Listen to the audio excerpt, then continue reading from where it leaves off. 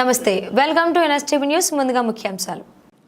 Kamareddy master ప్లాన్లో పంటలు పండించుకుంటున్న రైతుల భూముల్లో ఇండస్ట్రియల్ జోన్, గ్రీన్ జోన్లు ఏర్పాటు చేయడంతో 8 గ్రామాల రైతులు గత ఏడాది క్రితం పెద్ద ఎత్తున ఆందోళన చేపట్టిన విషయం విదితమే.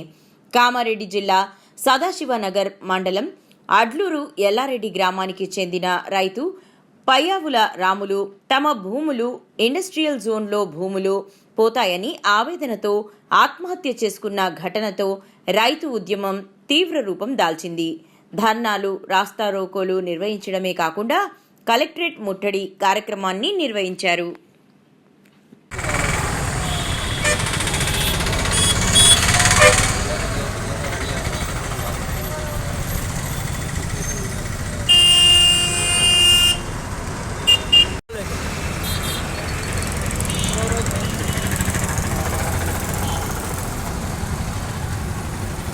మాస్టర్ ప్లాన్ గుడ్లో పెట్టు, మనం ఎప్పుడు రియాక్ట్ అవుతారే మీరు అన్వెట్ డైరెక్ట్ పెట్టు ఏమైతుంది.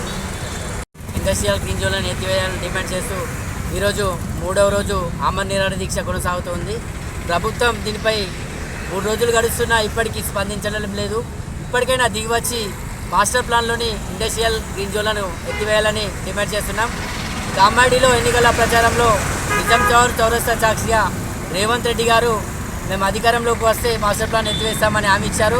మీకు ఒకటే చెప్తున్న ముఖ్యమంత్రి గారు, ఈ కామారెడ్డి గడ్డ నుంచి మాస్టర్ ప్లాన్ను తక్షణమే రద్దు చేసి రైతుల పక్షాన్ని కోరుతూ ఉన్నాము.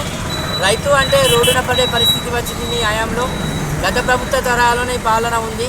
మీరు ఇప్పటికైనా దీన్ని పునరాలోచన చేసి మాస్టర్ ప్లాన్ ఎత్తివేసి రైతులకు న్యాయం చేయాలని కోరుతూ ఉన్నాం.